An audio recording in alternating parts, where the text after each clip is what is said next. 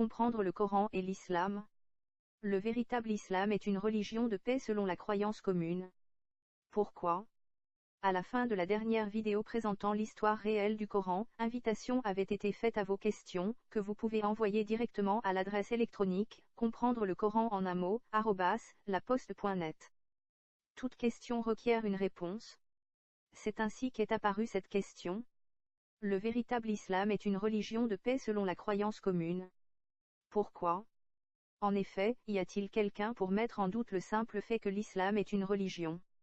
Et pourtant, dans l'histoire réelle de l'islam et du Coran que nous avons pu découvrir et voir dans les vidéos de « Comprendre le Coran », l'islam, tel qu'il a été créé, n'était nullement une religion, mais un moyen politique de soumission d'un peuple aux oukases d'un dictateur ou calife. Dieu servait de prétexte, car ce terme signifiait « le calife » dans toutes les sourates qui abrogent les textes antérieurs. Nous sortons dès lors de la définition classique du mot religion, ce qui relie Dieu et l'homme, car il est question, dans ce processus, de lien entre l'homme et l'homme. Avec le temps, un mouvement politique athée peut-il devenir une religion? Où est la théophanie, la révélation?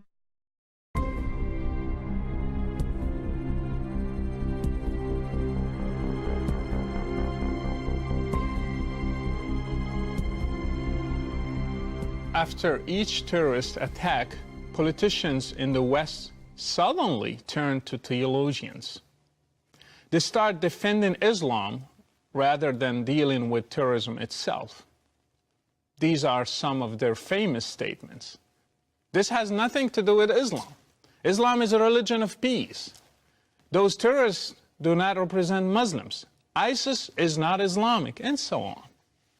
As a former Muslim, I'm shocked. And I cannot believe that the President of the United States, for example, is defending Islam. Is it the job of a president to defend a religion? Was he elected to be a decision maker or a theologian? Is his job to protect the United States or to defend a certain religion?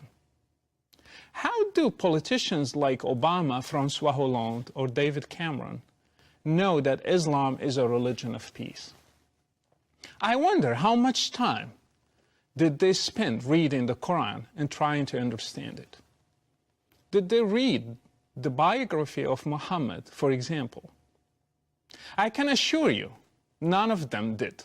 But still, they give statements about Islam. These politicians should let Muslims, ex-Muslims, Muslim theologians, religion specialists, researchers, and professors define what Islam is and what it isn't. They should let them debate it, not end the debate for them. This is what politicians should do. They should focus on terrorism. They should call it what it is, Islamic terrorism. Those who carry it are Muslims. They do it for the sake of Islam, quoting Islamic texts, and the goal is to achieve a victory of Islam at the end.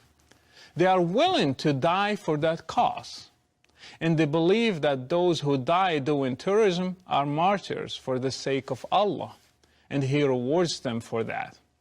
They do not hide their goals. It's everywhere in their videos and their statements. These politicians look as if they know the goals of terrorists better than the terrorists themselves. It's as if they are telling them, no, you are not Muslims, even if you say so. And you are not doing it for Islam, even if you shed your blood in the sake of it. We know better than you. In fact, the President of the United States, Mr. Obama, takes the role of a mufti when he denies ISIS allegiance to Islam. It's like if he issued a fatwa against ISIS members. They are not Muslims. Even Al-Azhar in Egypt couldn't do that. Top Al-Azhar scholars couldn't say that ISIS members are not Muslims. But politicians like Mr. Obama did. They think they know Islam better than Al-Azhar scholars. This is too much. This is insane. Political correctness will destroy the West. We have to end it. This wave of terrorism is an Islamic terrorism, and Islam is responsible for it. If Muslims are upset, let them convince ISIS that they are not Muslims. Let them confront terrorists and debate them. We will not do their job. They should solve it among them. Until then, we will keep calling it what it is, Islamic terrorism, period. Ex-musulman devenu chrétien, car il percevait que l'islam n'était pas la religion désirée de Dieu et qui a dû fuir son Maroc natal, celui qui se fait appeler « frère Rachid » nous expose bien le problème. En Occident, on a affirmé que l'islam était une religion de paix, et cette idée est restée inchangée, devenant un tabou digne de l'islam le plus rigoriste. À chaque attentat, à chaque fait indigne, de nombreux musulmans professent. Ceci n'est pas l'islam. Pourquoi ne comprenons-nous pas par de telles dénégations? Ceci n'est pas notre islam. Selon quel argument peuvent-ils affirmer que l'islam qu'ils reconnaissent est bien le véritable islam, l'islam tel qu'il a été créé dans les buts de sa création? Ils n'ont aucun argument, aucune justification. Et, comme l'affirmation contraire est tout autant infondée, nous les croyons, par simple mimétisme judéo-chrétien. Dieu étant amour et paix, et comme ils ont le même Dieu, leur religion ne peut vouloir qu'amour et paix. Il s'agit d'un cercle vicieux de pure méconnaissance raciste de l'autre. Celui qui ouvre un Coran constate que l'islam est définitivement violent.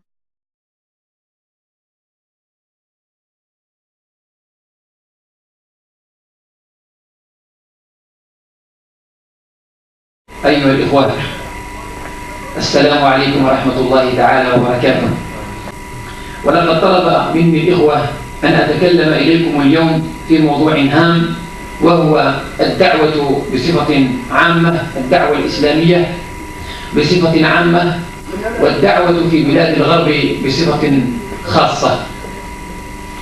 وهذا الموضوع أيها الإخوة لا شك أنكم أيضا تقدرون أهمية هذا الموضوع، لأن الدعوة الإسلامية ليست حكرا على أناس دون آخرين، وليست فرضا عينيا على أناس دون آخرين، إنما هي واجب أوجبه الله تعالى على كل من اتبع منوال ومنهاج وسبيل النبي صلى الله عليه وسلم.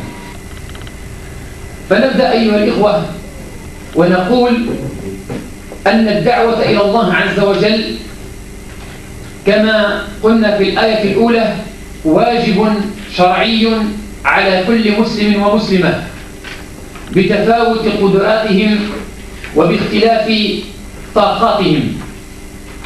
يستوجب منا وقفة ويستوجب منا شجاعة حتى نجيب على هذا السؤال. والسؤال: ماذا نريد في هذه البلاد؟ صدقوني أيها الإخوة، ربما قد تجدون هذا السؤال عفويا أو سؤالا سهلا، لكن صدقوني كثيرين، وربما نحن في هذه القاعة كثير منا لم يستطع أن يجيب على هذا السؤال. أبناء عمومتنا، وتفهمون من أقصد، وهم اليهود، استطاعوا أن يجيبوا على هذا السؤال من أول يوم وضعت أقدامهم هذه البلاد.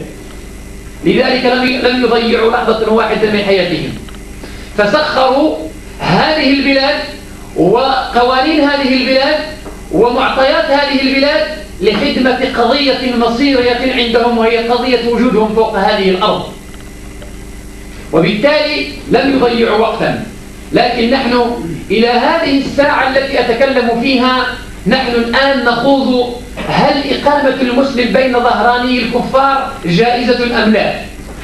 فالدين أيها الإخوة في المفهوم الغربي، وهذا يلحظه كل واحد منا كما قلت، متناقض، ويجب أن يكون متناقضا مع العلم.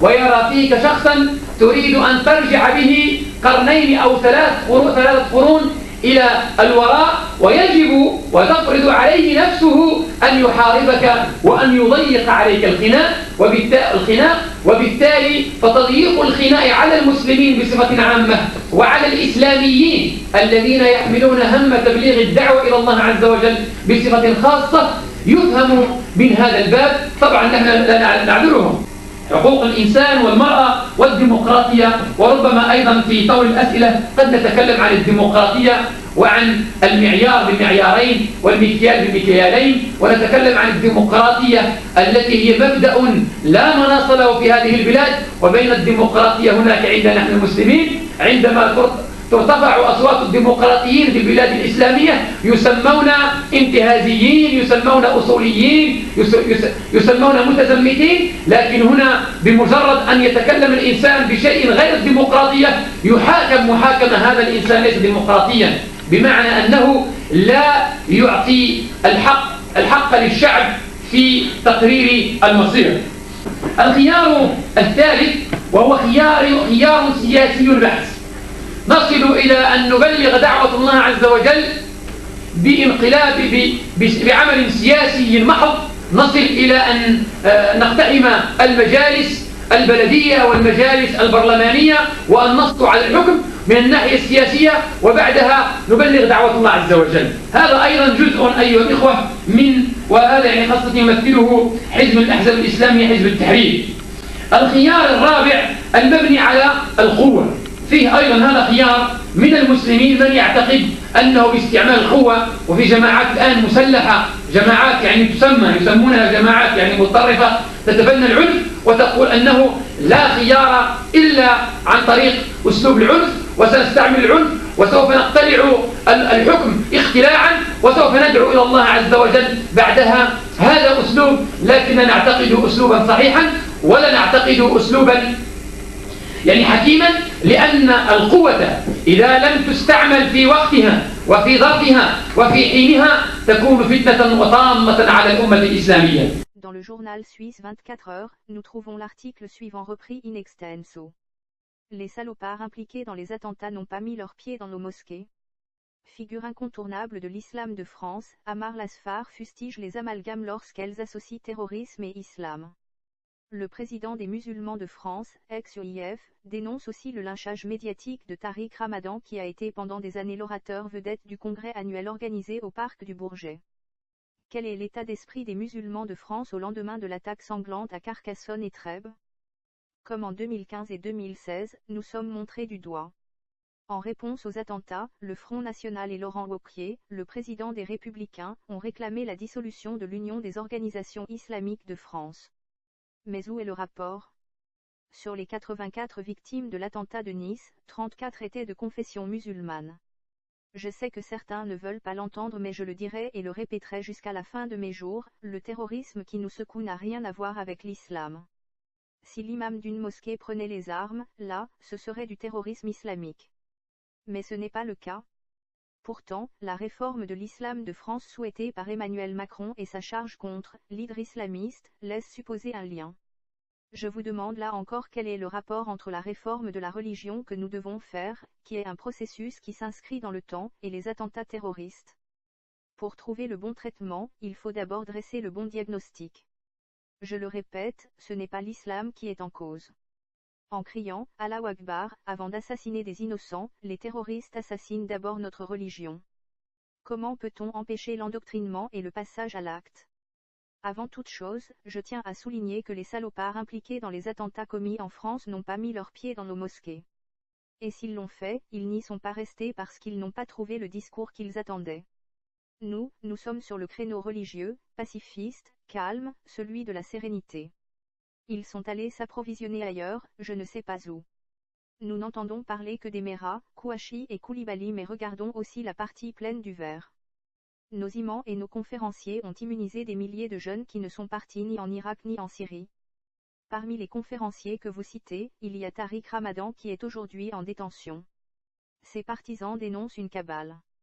Et vous? Notre position est claire. Il y a un principe, celui de la présomption d'innocence. J'observe que ce n'est malheureusement pas le cas en ce qui le concerne. Le lynchage médiatique dont il fait l'objet est injuste. Mais nous croyons à la justice de notre pays et nous lui faisons confiance. Aujourd'hui, des plaignantes mettent en cause son comportement dans sa vie intime. Pour élucider cette affaire, il faut des magistrats compétents et spécialisés. Nous en avons. Il faut les laisser travailler dans la sérénité et le calme. Depuis quelques jours circule sur Internet la vidéo d'une conférence que vous avez donnée en 1994. Elle vous vaut d'être attaqué parce que vous évoquiez la conquête de la France et parliez de l'emprise des Juifs. Pouvez-vous clarifier votre propos? J'assume ce que j'ai dit à l'époque. Cette conférence a duré 55 minutes. Ce qui circule sur la toile est un montage de 5 minutes. J'y parle de nos cousins juifs qui ont été plus intelligents que nous, qui ont su se doter d'un arsenal juridique et prendre le contrôle de l'économie. C'est une réalité. Ce n'est pas une tare. C'est tout à leur honneur. J'ai expliqué que nous devions, comme eux, faire sortir des lois pour nous défendre en tant que minorité. Il y a des lois spécifiques pour défendre les juifs contre l'antisémitisme. En tant que musulmans, nous voulons aussi être défendus par une loi. N'est-il pas étonnant qu'il omet de parler de la violence qu'il cautionnait dans cette vidéo?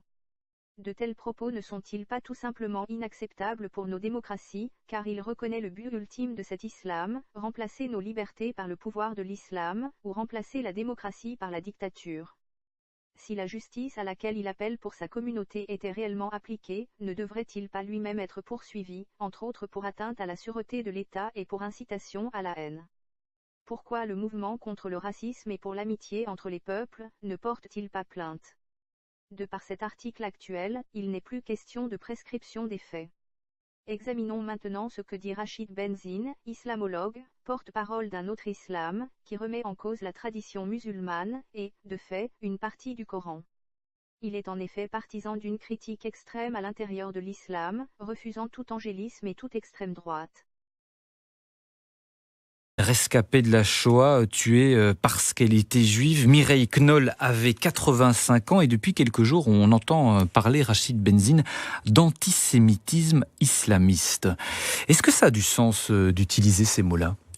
Je ne le pense pas, parce que je pense que l'antisémitisme fait partie, je dirais, de l'espace européen, de la société française, et vouloir réduire ça simplement à une question d'arabe ou de musulman, à mon avis, c'est aller vers une fausse piste. Il y a aujourd'hui un antisémitisme dans la société française qui n'a jamais terminé. Il prend de nouvelles formes, mais ces nouvelles formes ne doivent pas nous dédouaner de quelque chose qui traverse la société française.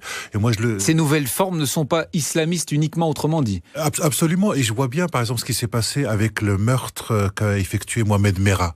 Mohamed Merah, à un moment, lorsqu'il est rentré dans une école juive et a tué 2 enfants juifs, la communauté nationale ne s'est pas bougée, parce qu'elle s'est dit finalement c'est un truc entre juifs et arabes. Et donc tout de suite il y a cette idée de quelque part de la communauté française d'abandonner une partie de sa communauté. Alors que pour moi, il relève d'abord d'un problème national et qu'on ne doit pas se dédouaner en disant que c'est un problème d'arabes et de musulmans. Après les attaques en France à Trèbes et Carcassonne, Marek Alter réagit dans une carte blanche dans Le Monde. L'écrivain juif écrit « C'est aux musulmans, horrifiés par les meurtres qui salissent l'image de leur religion, de s'organiser, de protester, de réagir ». Ce n'est pas la première fois qu'il tient ces propos. Est-ce que vous le suivez ?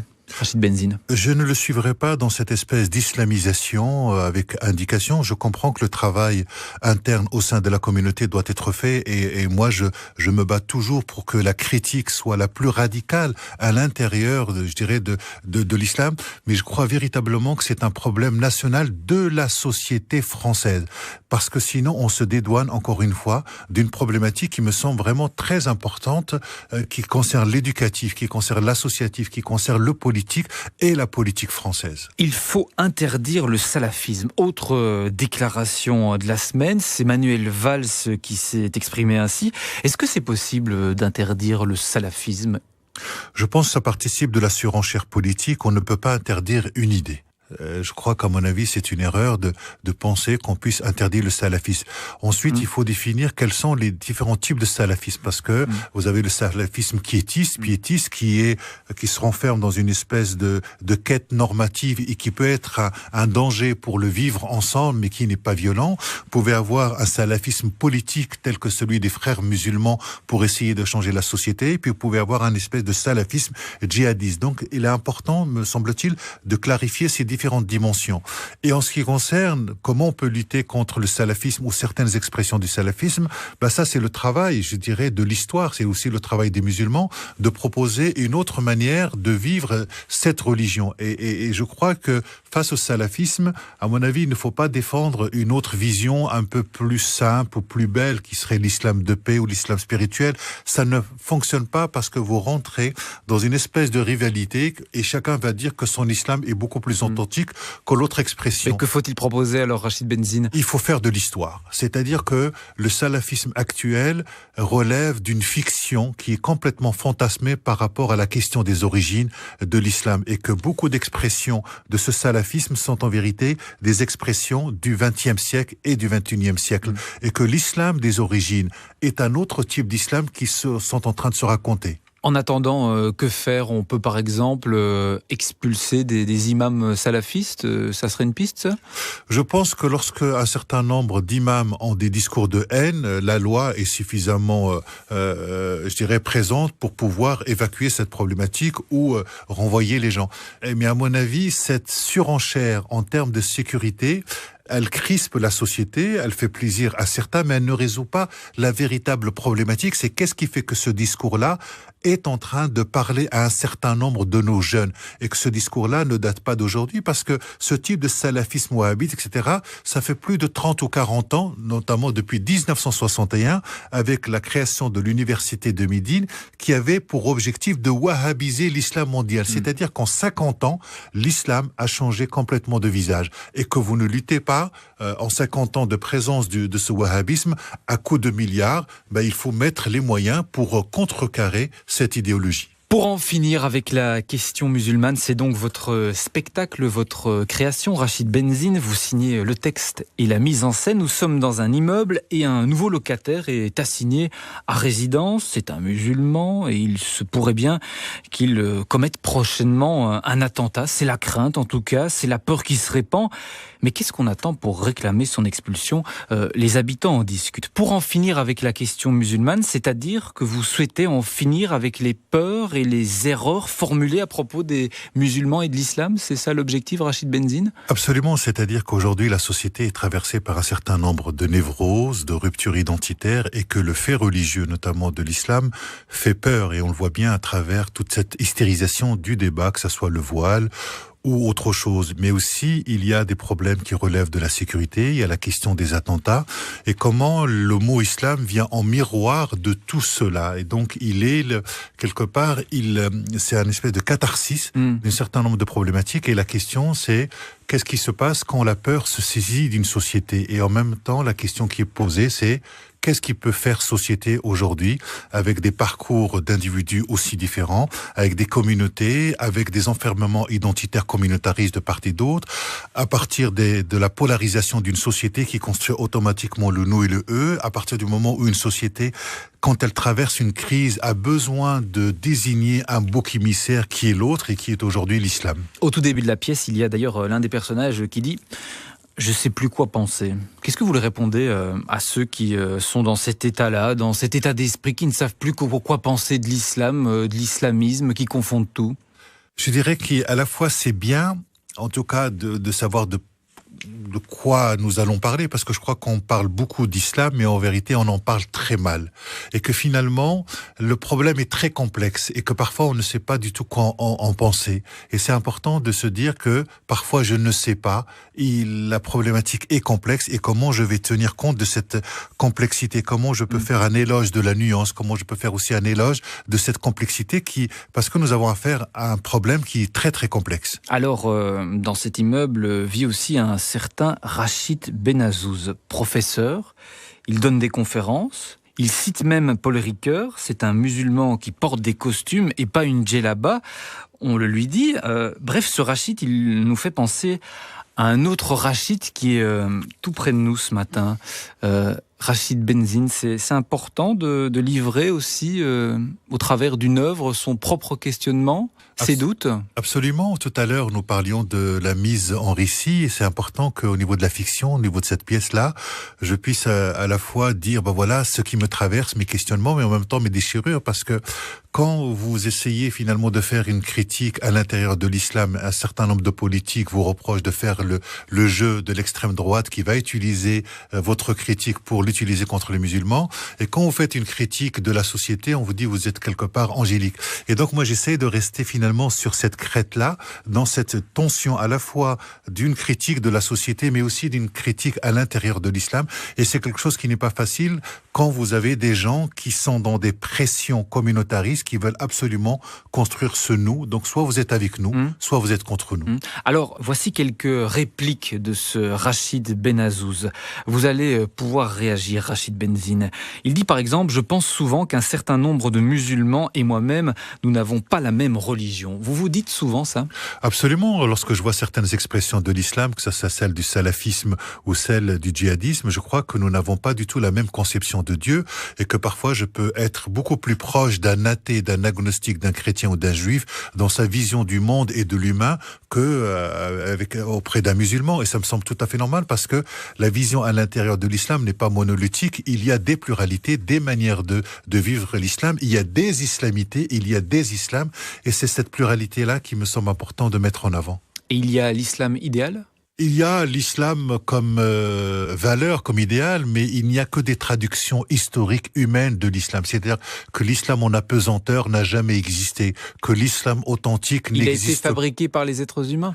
Vous savez, une religion, elle est aussi le produit des êtres humains, c'est-à-dire qu'une religion s'inscrit dans le temps des hommes et qu'aucune religion ne tombe du ciel comme ça. Elle est automatiquement dans cette patte humaine, dans cette culture-là. Tous les textes religieux sont des textes syncritiques dans la mesure où ils puisent dans des cultures et dans des légendes et dans des mythes qui les précèdent, sans oublier la spécificité ou la créativité même d'une religion à partir de sa langue, puisqu'on a parlé de Paul Ricoeur. Paul Ricoeur dit souvent que les religions sont comme des langues, et donc c'est une langue à apprendre. Alors la famille de Rachid Benazouz, elle veut le marier à tout prix, ce qui d'ailleurs l'agace, alors je ne sais pas si c'est de la fiction ou pas, et énervé, il lâche la famille, les traditions. À vous écouter, on dirait que le 21e siècle n'a pas traversé la Méditerranée. C'est pas biographique, je vous le dis. Ok, d'accord. Voilà. C'est simplement pour dire que justement, on est à la fois émancipé et conservateur. On est à la fois adulte sur certaines choses et en même temps enfant sur certaines choses avec des attaches familiales, et que c'est cette tension qui fait l'être humain. Donc on a Rachid Benazouz qui est capable de déconstruire le Coran, les croyances, etc. et qui est incapable de dire non à sa maman. Donc on voit bien qu'il y a des liens affectifs sur lesquels on n'arrive pas à se détacher. Nous constatons deux islams radicalement opposés. Pour Ammar Lasfar, Dieu oblige les musulmans à imposer à l'Occident l'islam des origines, alors que Rachid Benzine affirme que ces origines ne sont que fantasmes.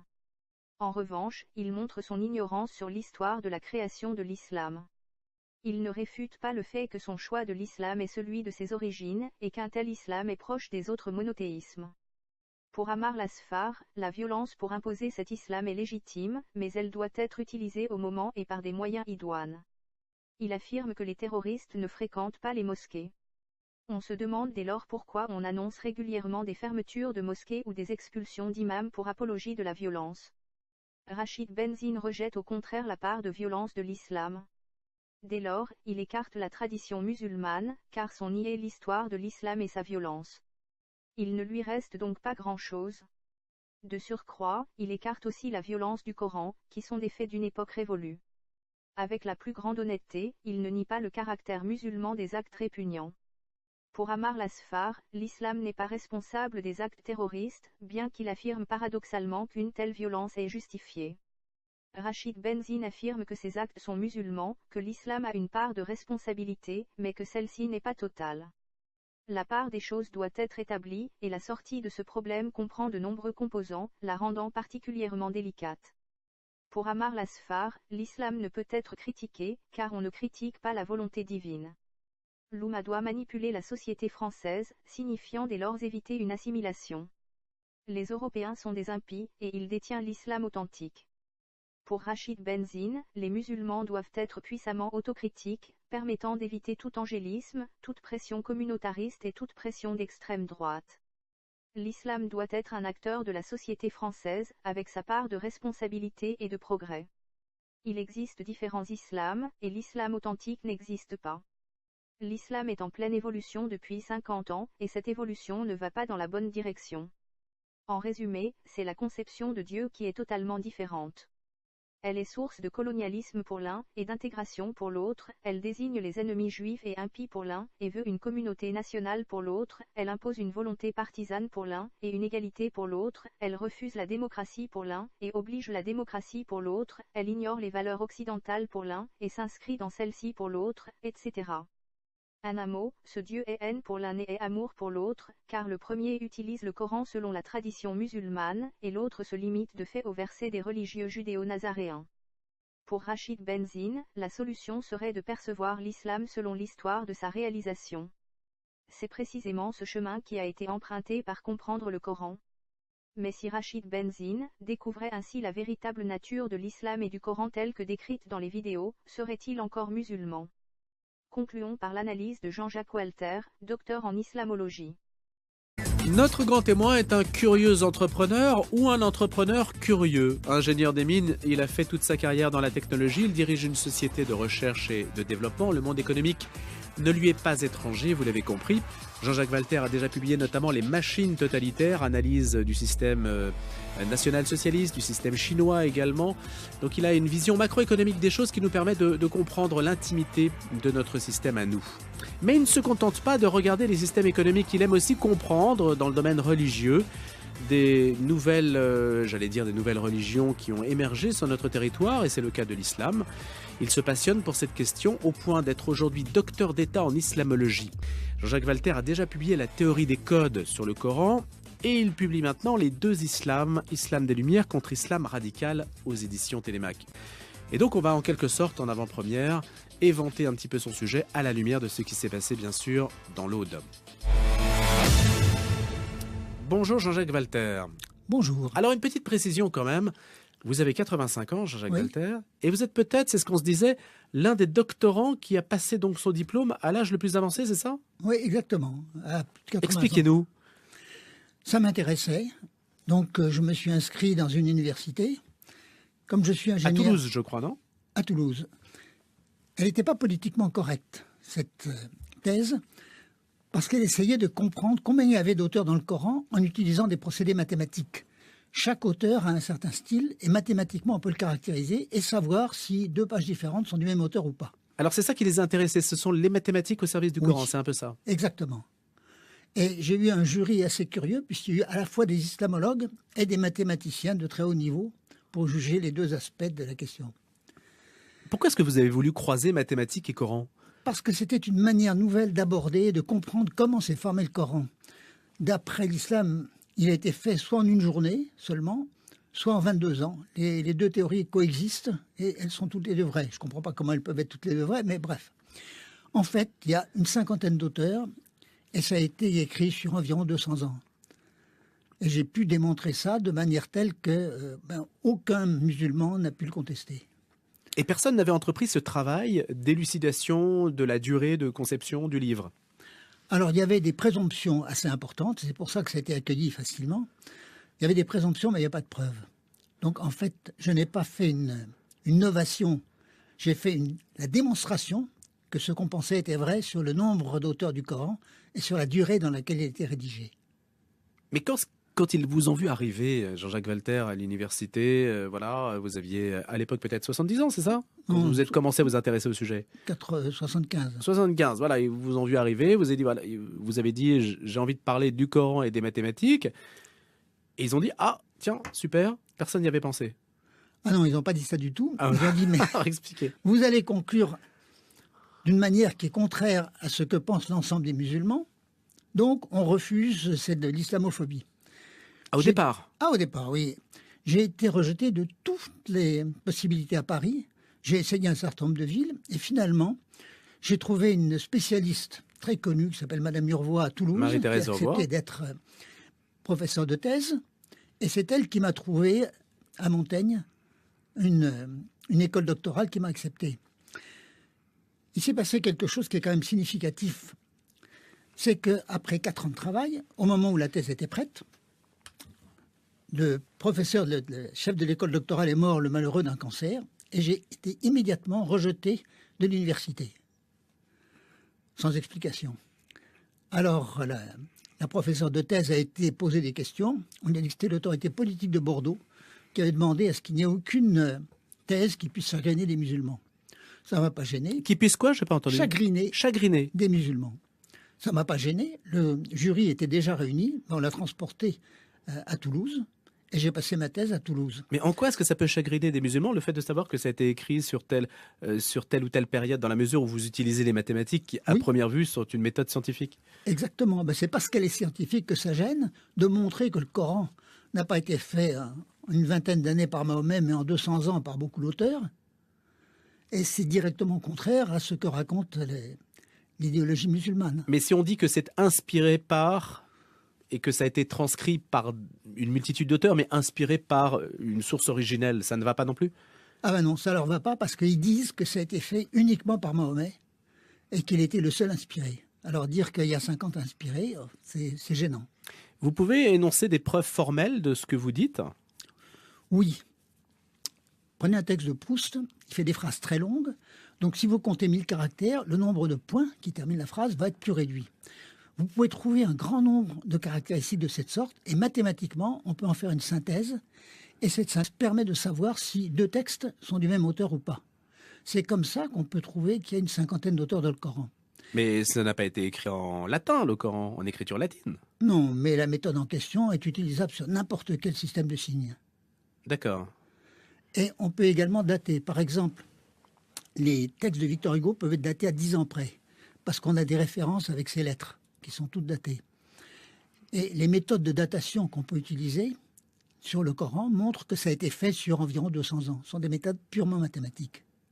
Et vous avez passé des heures comme ça à énoncer, en quelque sorte, votre propos en disant il y a tant d'auteurs parce que tel auteur se distingue de tel autre au nombre de points. Exactement. Il y a une signature mathématique caractéristique. Si vous prenez un Et c'est texte... infaillible. Ah oui, il n'y a même pas une chance sur 1 million de se tromper.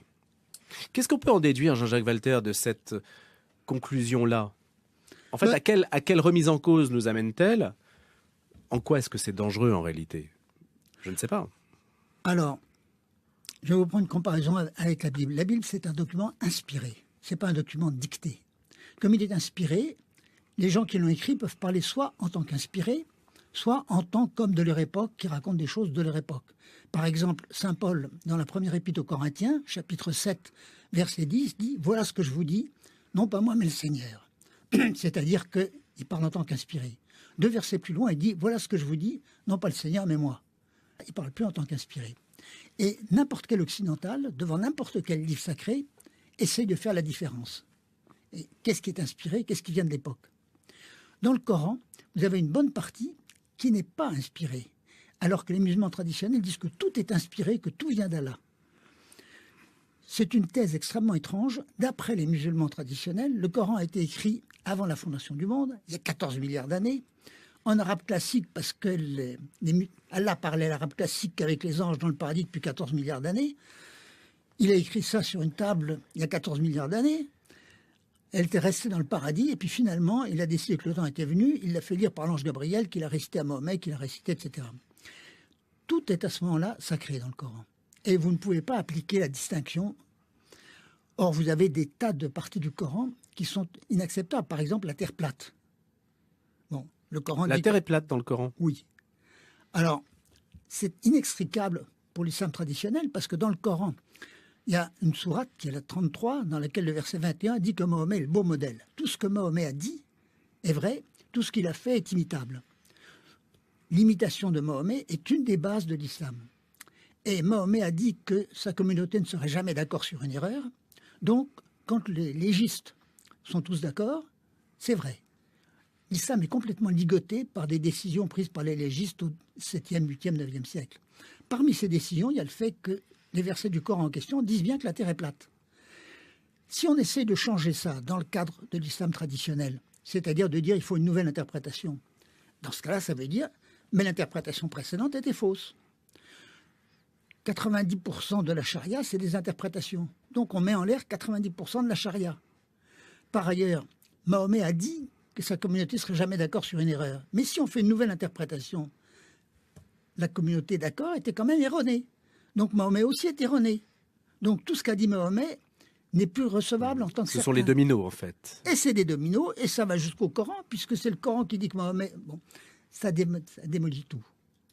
Par contre, dans ce qu'on appelle l'islam des Lumières, Malek Sherbek est un intellectuel musulman qui a forgé ce terme. Les Lumières dont il s'agit, c'est celles du XVIIIe siècle, le siècle des Lumières. En fait, c'est les droits de l'homme. Dans ce cas-là, on considère que la théorie du Coran créé est fausse. Je me souviens d'un jeune musulman qui s'appelait Hakim. Il venait du Maroc. Il avait fait au Maroc une licence informatique. Il venait en France faire un inter. Il avait créé une petite société de 5 personnes. Et il m'a dit, je suis musulman, je préfère mourir que cesser de l'être. J'ai dit, bon, très bien. Alors, que pensez-vous de la théorie du Coran créé? Il m'a dit avec beaucoup de regret, ah, ça on ne peut pas croire. Eh bien, la position des musulmans adeptes de l'islam des Lumières, c'est le Coran créé, on ne peut pas croire. Allah parlait pas. Non. Donc, il faut remettre en cause un certain nombre de versets. Par exemple, les versets de la Terre plate. Et tous ceux... Ça relativise. Ça élimine un certain nombre de choses. Ça élimine notamment les versets de la violence. On dit que le Coran contient tout et son contraire, et donc il n'est pas violent. Mais si, vous avez un certain nombre de versets, qu'on appelle les versets de l'abrogation. Par exemple, Sourate 2, verset 106, ou Sourate 16, verset 101, ou Sourate 52, verset 22. Jean-Jacques Walter parle sans note, je précise. Qui disent que quand deux versets se contredisent, le dernier en date annule et remplace le précédent. Or, tous les versets modérés, qu'on appelle des mansouks, sont abrogés. Et tous les versets violents, qu'on appelle des nasiks, sont des versets abrogeants. Compte tenu des versets d'abrogation, il n'y a pas un seul verset du Coran modéré qui soit en activité. Bon.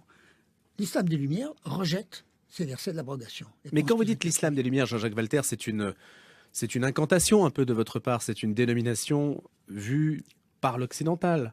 Non, pas du tout. Dans quelle mesure les musulmans peuvent-ils s'approprier ce que vous dites pour expurger le texte de ce qui peut pousser à la violence? Il y a un très grand institut de sociologie en Europe qui s'appelle le WZB à Berlin. Il y a 160 chercheurs. Il est financé à moitié par Berlin et à moitié par l'État fédéral. Et il a fait une étude dans 6 pays d'Europe. Et il conclut qu'environ 20% des musulmans d'Europe, les chiffres sont à peu près pareils dans tous les pays, ont franchi le pas et sont des occidentaux. En France, ce sont de vrais musulmans et de vrais Français. Et puis, il y en a environ 70%, 73% pour être exact, qui disent que les lois d'Allah sont supérieures aux lois des hommes et que quand il y a contradiction entre le Coran et les lois occidentales, il faut choisir le Coran. Et 82% qui disent qu'il n'y a qu'une seule interprétation du Coran. L'islam des Lumières, ce sont les 20% qui ont choisi l'Occident. Donc ça existe. Et ce sont des gens nombreux. Enfin bon, en France, il y a environ 6 millions de musulmans. Mais il y en a 1 200 000 qui sont rattachés à l'islam des Lumières. Et qui disent, à propos du Coran créé et d'Allah qui parlait arabe il y a 14 milliards d'années, on ne peut pas croire. Mais il y a eu des enquêtes faites en France là-dessus? Oui, mais il n'y en a pas eu beaucoup. Il y a eu une faite par l'Institut Montaigne, qui a été dirigée par Hakim Al-Karawi. Qui est venu sur cette antenne d'ailleurs il y a quelques semaines. Voilà. Alors, il est assez particulier parce qu'il avait un père musulman, une mère protestante, et il ne pouvait pas truquer naturellement les résultats de l'IFOP. Mais il pouvait choisir les questions qu'il posait. Il n'a pas posé les questions décisives. Par exemple, que fait-on quand il y a contradiction entre l'islam et l'Occident? Est-ce qu'il y a plusieurs interprétations du Coran? Est-ce qu'un musulman peut être libre de changer de religion? Bon, tout ça, il a éliminé. Ce qui fait que l'enquête qu'il a faite, elle a des côtés intéressants, mais elle n'est pas aussi significative que celle de l'Institut de Berlin, qui lui a posé les vraies questions. En fait, ce que vous dites, Jean-Jacques Walter, c'est que 20%, c'est une estimation, mais 20% des musulmans qui vivent en France sont assimilés au code de l'Occident. Oui. Bon. Et donc, ne représentent pas de danger particulier, si je puis dire, dans le sens où il n'y a pas de caractère imprévisible. Oui. Voilà, c'est ça. Maintenant, ça n'est que 20%. Ça veut dire 80%. Est-ce que par automaticité, et au risque de faire des amalgames, et on sait quelle est la portée de ce mot amalgame, est-ce que par automaticité, vous associez ces 80% au danger terroriste? Alors, pas tout à fait. Il y en a 70% et il y en a 10% qui sont intermédiaires. Mais bien entendu, le danger terroriste, c'est une conséquence. Et l'origine, la cause, c'est la fracture entre les Français. Il y a eu une enquête faite par Sinopia il y a juste un an. 80% des Français... Alors Sinopia, c'est un laboratoire d'idées, je crois. Hein. Oui. Il a fait faire l'enquête par l'IFOP. 80% des Français considèrent que l'islam et la France sont incompatibles. Et 70% des musulmans considèrent que l'islam et la France sont incompatibles. Ils sont d'accord là-dessus. Mais les Français choisissent la France et les musulmans choisissent l'islam. Et c'est parmi eux que se recrutent les terroristes. Et actuellement, il y a une contre-société, dans les cités notamment, dans lesquelles les joueurs de football refusent de chanter la Marseillaise quand ils sont dans une rencontre internationale, les femmes qui ne sont pas voilées prennent des volets, les professeurs qui parlent de Charles Martel ou de la Shoah se font tabasser. Bref, cette contre-société est violente et fermée. C'est là que naît le terrorisme, mais c'est beaucoup plus grave que simplement le terrorisme. C'est toute une contre-société qui est en état de dissidence. Il y a un séparatisme qui est déjà territorial. À l'image de la tribune parue dans le Figaro il y a 3 semaines à peu près. Absolument. Qui dénonce le séparatisme islamiste. Oui, c'est un séparatisme qui est déjà idéologique complet, mais qui est aussi territorial. Mais alors, je vous pose quand même une question, parce qu'elle vient inévitablement, cette question. Jean-Jacques Walter, est-ce qu'il y a un rapport avec le sujet dont on parle, le Coran ? Est-ce qu'on n'est pas en présence plutôt d'un phénomène délictueux, de la délinquance, de la radicalisation qui est liée en réalité à des origines sociales ? C'est une interprétation faite par certains en tout cas. Et que l'islam, le Coran, n'est qu'un moyen d'être visible, d'être connu, un moyen de démenter la violence. Mais que ce n'est pas la source de la violence. Alors, je ne crois pas du tout. Il y a un certain nombre d'études qui ont été faites. Est-ce que ce sont des gens sous-éduqués ? Non. Le London College of Economics contient 19 prix Nobel parmi ses professeurs et ses anciens élèves et plus de 40 chefs d'État ou chefs de gouvernement. Ils ont fait une étude sur les terroristes. 44% des terroristes ont fait des études d'ingénieur ou des études supérieures. Le Centre tunisien de recherche sur le terrorisme a fait également une étude sur 1000 terroristes. Il y en a 40% qui ont fait des études supérieures. Donc ce n'est pas du tout un manque de culture. D'intégration. Non. Ce n'est pas non plus une question de pauvreté. On dit toujours que c'est les pauvres qui se révoltent. Ce n'est pas vrai du tout. C'était l'idée de Rocard. En 89, il a fait la politique de la ville et il a dépensé 40 milliards en croyant que repeindre, comme il le disait, les cages d'escalier et les boîtes aux lettres, ça suffirait. Ensuite, il y a eu le plan Borloo, 50 milliards. Depuis, 10 milliards par an. Au total, beaucoup plus de 100 milliards. Et on est passé avec ça des incivilités aux attentats. Ce n'est pas une question qu'on peut résoudre par l'argent. C'est une question de choix dans une idéologie, parce que si vous prenez le Coran, il déclare que l'ensemble de l'islam, c'est din, dunya, daoula, une religion, une société, un État, les trois à la fois. C'est-à-dire qu'il n'y a aucune séparation entre le religieux et le spirituel. C'est une société totale. Entre le religieux et le politique. Et le politique, oui. Et le social, en tout cas, parce qu'il y a des lois qui sont sociales. Plutôt même social que le politique, parce que les musulmans ne sont pas représentés politiquement aujourd'hui. Oui. En revanche, ils ont une influence sur les politiques par la société qu'ils constituent. Et ils imposent une société dans les cités. Bref, cette séparation n'existe pas. Et ça, c'est très grave. Et ça, c'est dans le Coran. De même, la violence, elle est dans le Coran. Mahomet est le beau modèle. Il a fait assassiner tous ses opposants intellectuels comme ses opposants politiques. On sait des choses de Mahomet. Vous êtes intéressé aux sources de l'islam, enfin de la personnalité de Mahomet, parce que là, il y a eu des travaux très intéressants qui ont eu assez peu d'écho médiatique, qui ont eu de l'écho chez les spécialistes, mais c'est un sujet extrêmement sensible. Aussi. Alors, l'islam n'a aucun document sur les 2 premiers siècles. Ce qu'on sait de Mahomet, c'est la Sira, c'est-à-dire l'histoire de Mahomet, écrite plus de 200 ans après la mort de Mahomet et sous l'égide des califes. Il y a les hadiths, c'est-à-dire ce qu'aurait dit et fait Mahomet, 250 ans, avec des transmissions orales sous l'égide des califes. Donc il n'y a rien de sûr dans les documents musulmans. Par contre, on commence à retrouver aujourd'hui des documents en arménien, en géorgien, en grec, en latin, qui parlent de Mahomet, et ceux-là, ils sont de l'époque de Mahomet ou des 10 ans suivants. Ils indiquent que Mahomet était un chef de guerre qui utilisait une religion pour motiver ses troupes, mais qui n'a jamais prétendu être un prophète. Il est devenu prophète 60 ans après sa mort, les premières indications, qui sont très rares d'ailleurs. Et il est considéré comme prophète et fondateur de l'islam 200 ans après sa mort. Et ces documents sont attestés, ils sont aujourd'hui l'objet d'études? Alors il y a une islamophilie dans l'université qui fait qu'ils ne sont pas beaucoup étudiés, mais ils sont disponibles. Ils ont été rassemblés par Harald Motzki aux États-Unis et par Alfred Louis de Prémar en France. Ils sont disponibles. On peut les consulter. Absolument. Et ils datent donc de l'époque de Mahomet. Est-ce que des musulmans s'en emparent pour dire quelque chose sur ce sujet? Non, parce que l'islam est considéré comme un système autoréférent. C'est-à-dire qu'on ne peut critiquer un élément du Coran qu'à partir d'un autre élément du Coran ou de la Sira ou des hadiths. Mais il est interdit à un musulman de prendre un document non musulman pour interpréter le Coran ou pour comprendre ce que c'est que l'islam. Donc il n'y a pas d'approche historico-critique? Aucune. C'est non seulement il n'y en a pas, mais elle est interdite. Et quand vous en parlez à des personnes qui se réfèrent justement à l'islam, Jean-Jacques Walter, est-ce qu'il y a un moyen de nouer un dialogue, de s'entendre sur ce sujet de la science, d'une certaine façon? Non, j'en ai parlé avec un certain nombre de musulmans. Par exemple, sur l'étude mathématique du Coran, ils vous disent le Coran est un livre sacré, donc on n'a pas le droit d'appliquer les mathématiques. Point final. Et ça s'arrête là? Et ça s'arrête là. Et le jury de votre thèse, même chose?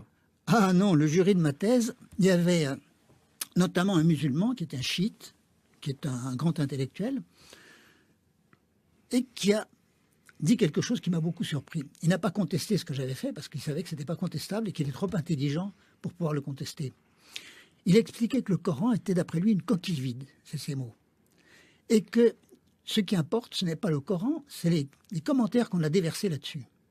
Et donc, même si le Coran est un document fabriqué par des hommes sous l'égide des califes, ça n'empêche pas que l'islam est vrai, puisqu'il s'est fondé sur les commentaires et pas sur le Coran. Et donc, d'après lui, ceux qui contestent l'islam au motif que le Coran n'est pas un livre sacré, ceux-là sont des idéologues. Voilà sa position. En fait, la question de Jean-Jacques Walter, de la substance du Coran et de son origine est évidemment, on l'imagine, sensible. Et il y a un moyen, il faudrait trouver un moyen pour que les musulmans, d'une certaine façon, sortent par le haut de ce sujet et ne soient pas obligés de se renier, parce que la pire des choses, c'est peut-être de se renier, c'est ça, non? Oui, mais ce que font les musulmans adeptes de l'islam des Lumières, de dire l'histoire du Coran créé est fausse, et puis de dire, dans ce cas-là, il y a un certain nombre de versets qui ne sont pas acceptables parce qu'ils viennent de l'époque et pas de l'inspiration. Je me souviens d'une femme, elle s'appelait Myriam, elle me disait qu'elle était tout à fait musulmane. Je lui dis, bon, alors qu'est-ce que vous pensez du verset qui met à mort tous ceux qui abandonnent l'islam? Elle m'a dit, ça n'existe pas. Alors j'ai fait passer dans l'assemblée un Coran, elle l'a regardé, puis elle m'a dit, bon, le Coran j'en prends et j'en laisse. Ça, c'est la position de l'islam des Lumières, du million de personnes, ou un peu plus, qui en France disent, pour que le Coran soit moderne, il faut abandonner un certain nombre de ces versets. Un nouvel islam, un islam fondé, un islam qui rejette cette théorie assez extraordinaire selon laquelle le Coran a été écrit par Allah il y a 14 milliards d'années, donc serait intouchable. Il le considère comme un écrit général, c'est-à-dire en partie inspiré, mais en partie venu des hommes qui l'ont écrit, et donc il rejette certains des versets, ceux qui mettent les femmes en infériorité, ceux de la violence, ceux qui sont incompatibles avec la réalité. J'avais parlé de la Terre plate, il y en a d'autres, par exemple Marie, mère du Christ, d'après eux, fait partie de la Trinité. Bon, il n'y a jamais un chrétien qui a mis Marie à la place de l'Esprit Saint. De même, Marie, d'après le Coran, est la sœur d'Aaron. Or, Myriam, sœur d'Aaron, vivait 1200 ans avant. Alors, il y a deux explications. L'une, elle est restée jeune pendant 1200 ans, et personne s'en est étonné parce qu'Allah voulait que personne s'en étonne. L'autre explication, fille d'Aaron, sœur d'Aaron, ça veut dire descendante du père d'Aaron. On peut dire, on trouve dans les textes musulmans, fils de pour dire descendant à la 1e génération, mais on ne trouve jamais sœur du fils de pour dire descendant à 60e génération. Bon, voilà quelques-uns des versets impossibles, et le Coran des Lumières les rejette simplement en disant c'est de l'époque. On a eu une question sur la Terre plate, par exemple. Oui. Bon, je n'ai pas en mémoire sur Facebook les numéros des versets de la Terre plate, mais ce que je suggère à la personne qui s'y intéresse, c'est d'acheter le Coran de Denise Masson, dans lesquels il y a des index très bien faits, elle trouvera ce que je viens de dire, Myriam, sœur d'Aaron, et Myriam faisant partie de la Trinité. Jean-Jacques Walter, cet islam des Lumières, qui sont les personnalités en France qui le représentent ? Vous les connaissez ? Vous pouvez les citer ? Est-ce qu'ils représentent des interlocuteurs à l'heure où précisément l'exécutif voudrait organiser l'islam pour en quelque sorte faire la même chose qu'avec l'Église catholique ? Est-ce qu'il y a un carnet d'adresses ? Il y a un téléphone ? Il y a quelqu'un qui est appelé ? Malek Charbel, malheureusement, est mort. Il y a mais quelques bon, années il en faisait déjà. partie. Benzine. Il y en a Rachid un certain- Benzine, Rachid Benzine, oui, il y en a un certain nombre comme ça. Ils sont assez faciles à trouver. Mais ils sont quand même très prudents parce que ils risquent de se faire trucider par leurs coreligionnaires. Donc ils marchent sur des œufs. Moi, je ne suis pas musulman. Donc, si je ne suis pas d'accord avec certaines parties de l'islam, je ne suis pas un apostat. Donc, je ne mérite pas la mort. Ils sont dans une situation très difficile. Qu'est-ce que vous recommanderiez à nos gouvernants sur cette question-là, Jean-Jacques Walter ? Eh bien, de choisir la France. Je vais vous donner un exemple qui est un refus du choix de la France. En 2000, Chevènement réunit l'ensemble des musulmans et demande à mettre dans la charte des musulmans le droit pour un musulman de changer de religion, la liberté religieuse. Il a été menacé de tels troubles de l'ordre public qu'il a renoncé.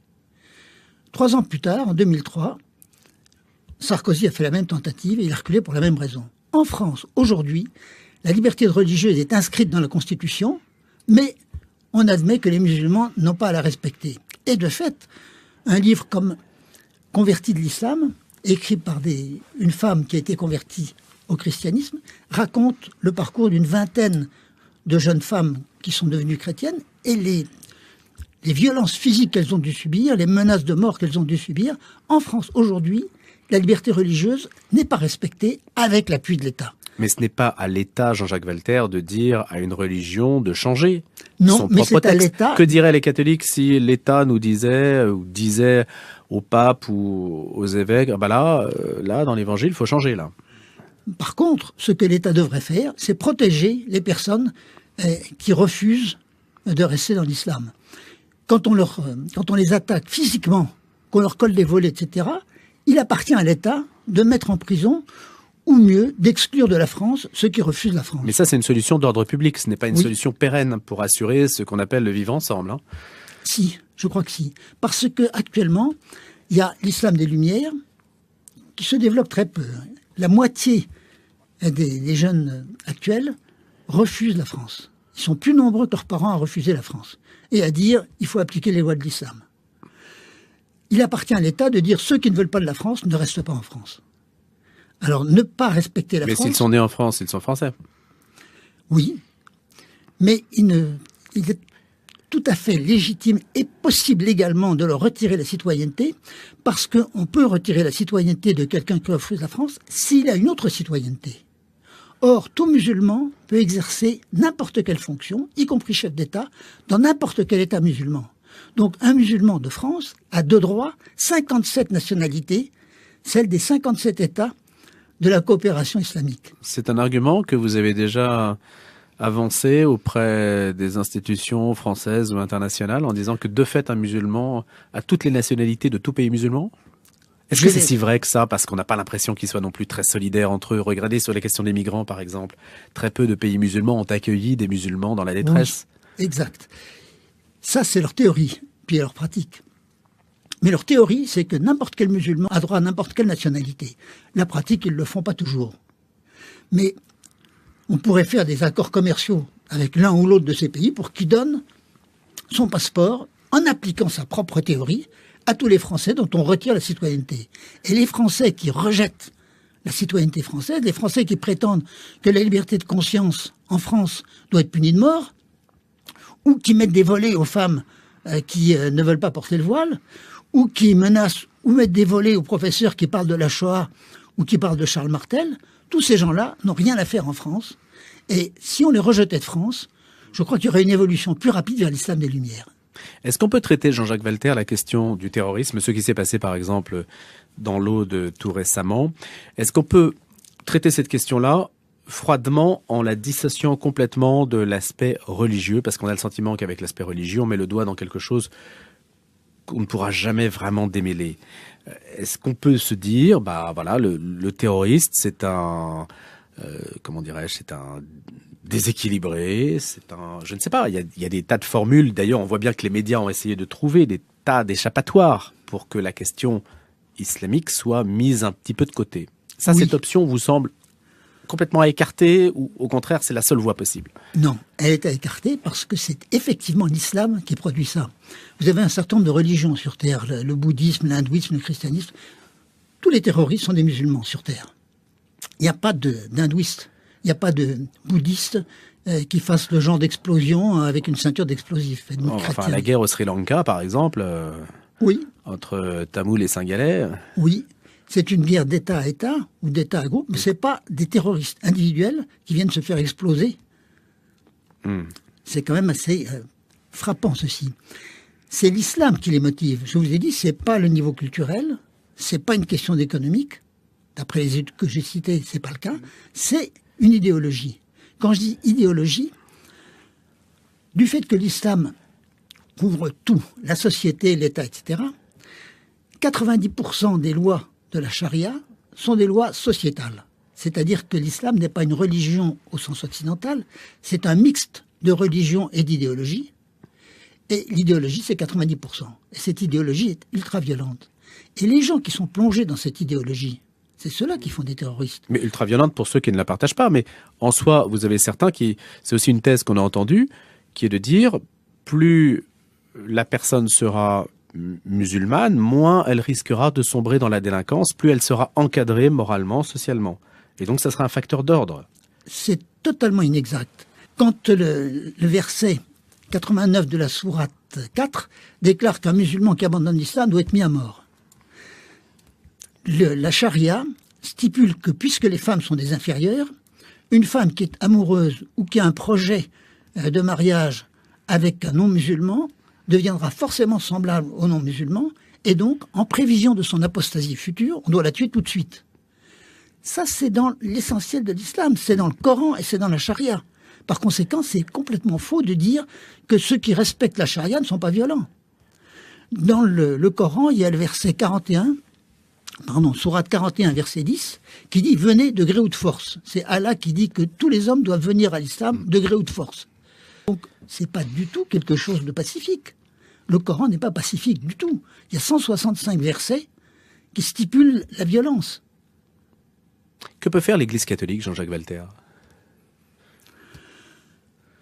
Convertir. Quand on dit il ne faut pas faire de prosélytisme parce que c'est agressif, si. Le Christ a dit de toutes les nations faites des disciples.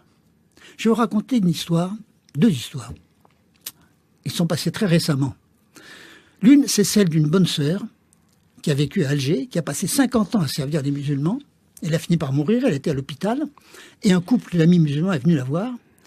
Et la femme musulmane lui a dit « Tu as fait le bien pendant 50 ans et tu vas aller en enfer puisque tu n'es pas musulmane. » Puisque pour les musulmans, tout ce qui n'est pas musulman va en enfer. Même s'ils n'ont jamais entendu parler d'islam, même s'ils ont mené une vie moralement parfaite, ils vont en enfer. Et le mari qui était à côté a dit « Ça sera quand même un coin pas trop chaud de l'enfer parce qu'elle a fait le bien pendant 50 ans. » C'est tout ce qu'elle a obtenu par le témoignage. L'autre histoire, c'est celle d'un jeune Kabyle. Il vivait en France. Et il m'a dit un jour, dans mon village, où il y a 400 personnes, il faut absolument que je trouve la clé d'une grande salle, parce que je fais une réunion. Je dis, ah bon, et qu'est-ce que tu feras dans la réunion? Ben, je convertirai tout le monde. Je convertirai tout le monde? Oui. 3 semaines après, non, un peu plus, il m'a dit, j'ai trouvé la clé. Il est parti dans son village, et il a fait exactement ce qu'il a dit. Les 400 habitants du village se sont convertis, sont devenus chrétiens. Il est le chef de cette petite église. Il vit toujours en France. Il téléphone tous les jours pour la diriger et il y va une fois tous les 15 jours. Eh bien, celui-là, il a bien servi le Christ parce il a annoncé le Christ à toutes les nations. Et la bonne sœur qui a témoigné et qui n'a jamais fait de prosélytisme, elle l'a mal servi. Voilà ce que peut faire l'Église. Être prosélyte et convertir les musulmans en leur montrant qu'une religion d'amour vaut mieux qu'une sociologie de la violence. Donc ça veut dire développer un argumentaire. Ça veut dire développer un argumentaire, ça veut dire parler, ça veut dire témoigner. Parler à la raison, en fait. Et à l'amour. Les gens ont envie d'amour. Mais le témoignage, c'est une forme d'amour. Quand on témoigne, ça veut dire qu'on n'impose pas. Enfin, tout le discours aujourd'hui de l'institution catholique, c'est on propose et on n'impose pas. C'est comme et ça. Le résultat, voilà. Il ne propose pas, il montre, c'est tout. Actuellement, le maximum de conversions dans le monde, plus de 80% au christianisme, c'est fait par des évangélistes qui, eux, argumentent. Ils ne se bornent pas à témoigner, ils argumentent. Eh bien, l'Église devrait le faire. Par quelle démarche concrète cela passerait-il, à votre avis, Jean-Jacques Valter, si on devait imaginer quelque chose en France, par exemple? Il faut imaginer des choses nouvelles. Il faut en parler avec les Kabyles. Il y a un certain nombre de Kabyles qui sont devenus convertis au christianisme. Comment ils ont fait? Par exemple, le jeune garçon dont je vous parlais. Bon, comment il a fait? Qu'est-ce qu'il a raconté à ces 400 habitants du village qui les ont convertis? Puis voir ce qui a marché et le faire. Mais quand vous parlez de rencontre, aujourd'hui la rencontre telle qu'elle se passe entre les milieux chrétiens et les milieux musulmans, c'est une rencontre où chacun, enfin c'est le dialogue interreligieux se noue autour de l'idée que chacun reste bien dans sa religion et qu'on est très content. C'est une idée totalement fausse. On boit du à ma thé. connaissance, c'est ça. Oui, à votre connaissance, c'est ça, et vous avez raison. Ce qui se passe, c'est qu'on boit du thé ensemble, et puis qu'on se sépare en disant on n'est pas d'accord. Il faut faire autre chose. Il faut faire autre chose. Alors d'abord, c'est pas la peine de faire des réunions au sommet. Donc il faut dire musulmans, venez, on va vous convertir, c'est ça? De dire aux musulmans, voilà ce qu'est le christianisme. Le Christ vous aime. Et leur parler de l'amour du Christ, pour eux. Parce que c'est ça qui convertit. C'est leur montrer qu'ils sont aimés par le Christ. Mais le Coran dit que le Christ n'est même pas mort sur la croix, puisqu'on lui a substitué un sosie. Exactement, oui. Alors qu'est-ce que vous voulez faire à partir de ce moment-là? Ben leur dire qu'ils se trompent, que le Christ est effectivement mort sur la croix. Vous en avez la preuve? Il y a un certain nombre de témoignages non chrétiens, chez Tacite, bon, il y a une dizaine d'auteurs romains qui en ont parlé. Il y a le linceul de Turin aussi, éventuellement. Éventuellement. Ça, est-ce que ça peut parler? Tiens, tenez, voilà. Parce que c'est quand même scientifique. Alors, c'est examiné par les scientifiques, un peu. Oui. On peut dire deux choses. D'abord, il y a une datation au carbone 14 qui montre que ce n'est pas du 1er siècle. Et on s'est aperçu depuis que ça a été sur une réparation. Et que ce qu'on a testé, c'est la réparation. Mais est-ce qu'un musulman est sensible à cet argument-là, ce que je veux dire, de l'histoire, non. De ce qui c'est des faits? Non, l'argument auquel il est sensible, c'est quand on lui dit « le Christ t'aime, toi, personnellement ». Ça, il est sensible.